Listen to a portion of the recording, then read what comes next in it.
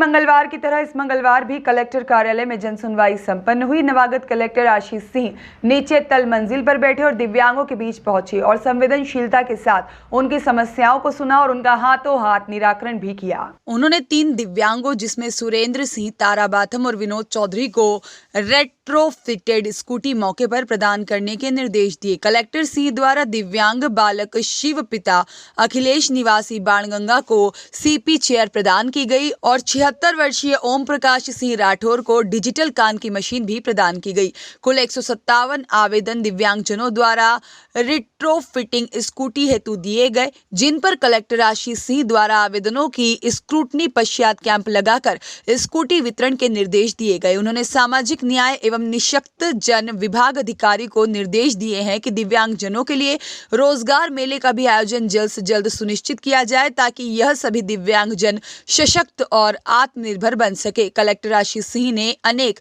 जरूरतमंदों को red cross के माध्यम से तत्कालीन आर्थिक सहायता भी मंजूर की है। उन्होंने कुल 1,44,000 रुपए की आर्थिक सहायता विभिन्न आवेदनों के तहत जनसुनवाई में आए जरूरतमंदों को प्रदान की। उन्होंने एसडी बंसल कॉलेज की छात्रा खुशबू साहू को कॉलेज फीस के लिए 53,000 रुपए की आर्थिक सहायता स्वीकृत की। उन्होंने वृद्ध महिला कमला पंचोली को सिलाई मशीन के लिए 10,000 रुपए स्वीकृत किए हैं। उन्होंने चिकित्सा सहायता के लिए हुकुमचंद गुप्ता एवं प्रकाश उपाध्याय को 10,000 रुपए की आर्थिक सहायता स्वीकृत की।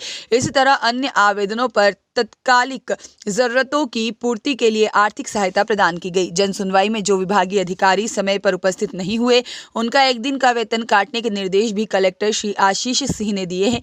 उन्होंने कहा कि जनसुनवाई आमजनों की समस्याओं को सुनकर उनका निराकरण करने के लिए एक अहम साधन है और इसमें किसी प्रकार की लापरवाही न बरती जाए। सर, मैं ना अपने ससुराल वालों को ने मुझे खूब मारा है और मैं वहाँ से अपनी जान बचा के भाग के आई हूँ।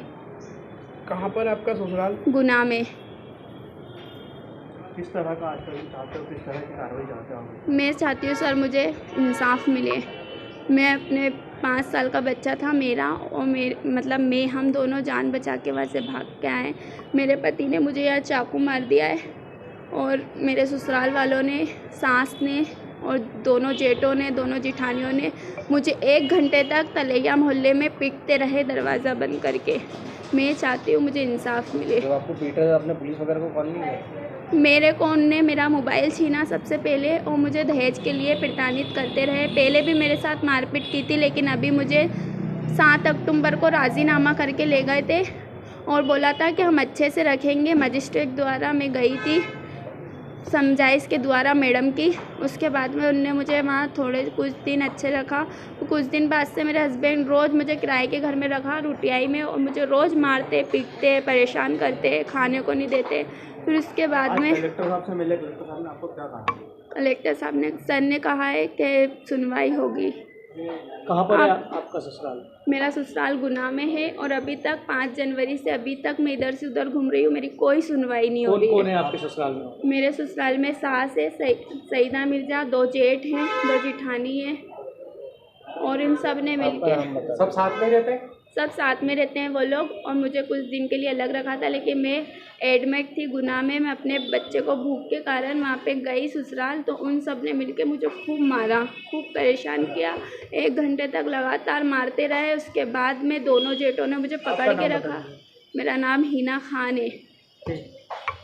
उससे लेकर आए कलेक्टर साहब से मिले नहीं आप? जी हाँ, मैं मिला था और इसके पहले भी पूर्व के कलेक्टरों से भी मिल चुका हूँ सर मैं। और प्रकरण कुछ इस प्रकार है कि शीतल नगर सहकारी गृह निर्माण संस्था नाम से एक कॉलोनी है रीजनल पार्क के ठीक सामने, जहाँ पर पटाखे वगैरह की दुकानें लगती है ना, उसी के पास में ये कॉलोनी है। 1981 से रजिस्टर्ड है, पंजीकृत है, यानी कि इसका पंजीयन हुआ है। 2003 में मैंने इसमें सदस्य बना था, उसके पैसे भी जमा कर चुके पूरे प्लाट के। और 2013 में मैंने रजिस्ट्री भी करवाई है। इस कॉलोनी में सर कुछ विकास कार्य अधूरे हैं, इसके पहले भी हुए थे थोड़े थोड़े, लेकिन अभी भी अधूरे हैं और कुछ टैक्स वैक्स भी बाकी हो सकते हैं। जी, कौन है कॉलोनाइजर? सर कॉलोनाइजर अभी कोई अध्यक्ष वगैरह बैठे हैं, लेकिन डायरेक्ट इनडायरेक्टली रूप से शायद ये बाबी छाबड़ा यानी कि वो उनके अध्यक्ष बिठा देते हैं सर। उनके 2-4 आदमी रहते हैं और उन्हीं को अध्यक्ष उपाध्यक्ष वगैरह बनवा देते हैं और इस जैसा कि प्रकार आपने काम कहा, चलता है। आप लगातार आवेदन दे रहे हैं। जी। किस प्रकार का आश्वासन दिया जा रहा है आपको? नहीं, सहकारिता के यहाँ पे अधिकारी होते हैं तो क्या हम यानी कि प्रकरण भोपाल भेज रहे हैं या कार्रवाई करेंगे या 2-4-6 महीने में हो जाएगा, बाकी अभी तक हुआ नहीं। मैंने जब 2003 में प्लाट खरीदा था तब भी मेरे को करीब 6 महीने का आश्वासन मिला था और आज भी 6 महीने का ही आश्वासन मिल रहा है। आपका नाम सर? सर, रूपचंद पंडित, sub inspector fire brigade Indore.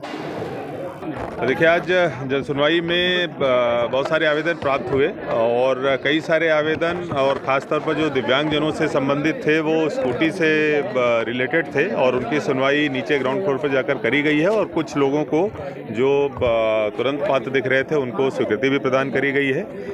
इसके अलावा एक हमारे द्वारा विशेष कैंप भी लगवाया जा रहा है जिसमें 80% से अधिक अगर विकलांगता है तो हम लोग केंद्र सरकार के सहयोग से सभी को स्कूटी दिलवाने हेतु कार्य करेंगे। इसके साथ साथ दिव्यांगजनों के लिए एक रोजगार कैंप केवल और केवल दिव्यांगजनों के लिए भी लगाया जाएगा जिसमें प्राइवेट कंपनियों की मदद से और NULM की मदद से हम लोग उनको रोजगार दिलाने का कार्य करेंगे। इसके साथ साथ कुछ सोसाइटी से संबंधित भी मामले आए हैं और अन्य विभागों से संबंधित मामले भी प्राप्त हुए हैं। जन सुनवाई एक बहुत ही संवेदनशील शासकीय जो है वो प्रक्रिया है जिसमें सभी अधिकारियों का पूरी शिद्दत के साथ में काम करना बहुत आवश्यक है। आज 3 जिला स्तर के अधिकारी समय पर जो नहीं पहुंचे थे उनका 1 दिन का वेतन भी राजसात करने के आदेश मेरी तरफ से जारी किए गए हैं। इसको सभी ऑफिसर्स को ये ध्यान देना होगा कि जितने भी आवेदन आते हैं, जितने भी आवेदक आते हैं उनको ढंग से सुना जाए और मौके पर ही उनका निराकरण करने का प्रयास किया जाए। जी हाँ, कुछ सिलाई मशीन से संबंधित भी मदद करी गई हैं, एक बच्ची की जिसकी फीस से संबंधित भी मदद करी गई है और कुछ जो इलाज से संबंधित सहायताएं हैं वो भी करी गई हैं और साथ में स्कूटी वाली सहायता भी करी गई है। सर, एक महिला पीड़ित आई थी सर, दहेज प्रताड़ना को लेकर गुना से बाहर से आई हुई है, वो जन सुनवाई में पहुंची थी। देखिए, ये शायद मेरे पास ना आके जो दूसरे एडिशनल कलेक्टर हैं शायद उनके पास में पहुंची होंगी। आपके द्वारा मामला जो भी संज्ञान में लाया जाएगा उस पर विधिवत कार्रवाई करी जाएगी। सर, आज विकलांगों को भी गाड़ियाँ दी आपने सुना पहले? जी हाँ, उनको सुना भी गया है, कुछ को मौके पर ही स्कूटी स्वीकृत भी करी गई है और 1 या 2 लोगों को भी वितरण भी किया जाए। सर, जिला प्रशासन अब लगातार कार्रवाई के मूड में है। अभी भी आज भी एक परिवहन विभाग ने कार्रवाई करी। जी हाँ, निश्चित रूप से एक जो घटना प्रदेश में पिछले दिनों हुई थी ये बहुत बड़ा सबक देने वाली थी और उसी के तारतम्य में हमारे द्वारा कोई भी बिना फिटनेस के या बिना परमिट के सार्वजनिक परिवहन की बस या कोई भी कॉमर्शियल व्हीकल ना चले, इस हेतु अलग अलग जगहों पर कैंप लगाकर कार्रवाई करी जा रही है और इस दिशा में कार्रवाई हुई भी है और आगे भी कार्रवाई जारी रहेगी। सर, सहकारिता विभाग सहकारिता विभाग ने वो करा है, उसमें कई लोगों की परेशानियां आज भी हैं। अब किस तरीके से आप सुनवाई करेंगे सर? अभी तक तो समझ देखिए, पहली हमारी प्राथमिकता रहेगी कि वहाँ पर अगर चुनाव पेंडिंग है और बार बार चुनाव अगर टल रहे हैं तो हमारे द्वारा सबसे पहले चुनाव करा के सभी में बोर्ड को बनवा दिया जाए जिससे कि जो सदस्य हैं उनके साथ में हमारे पास जानकारी भी रहे और किसकी क्या समस्याएं हैं वो भी निकल कर आ जाएं और उसके बाद में फिर हमारे अधिकारियों के सहयोग से सभी लोगों को उनका जो अधिकार है या उन्होंने जितना भी पैसा देके प्लॉट का एग्रीमेंट किया है उसके हिसाब से उनको प्राप्त हो जाए, ये हमारी स्ट्रेटजी रहेगी। समय अवश्य लगना स्वाभाविक है लेकिन मैं पूरी कोशिश करूंगा कि हम लोग बहुत जल्दी और बिना किसी टाइम को वेस्ट किए हुए सभी लोगों को न्याय दिलाएं।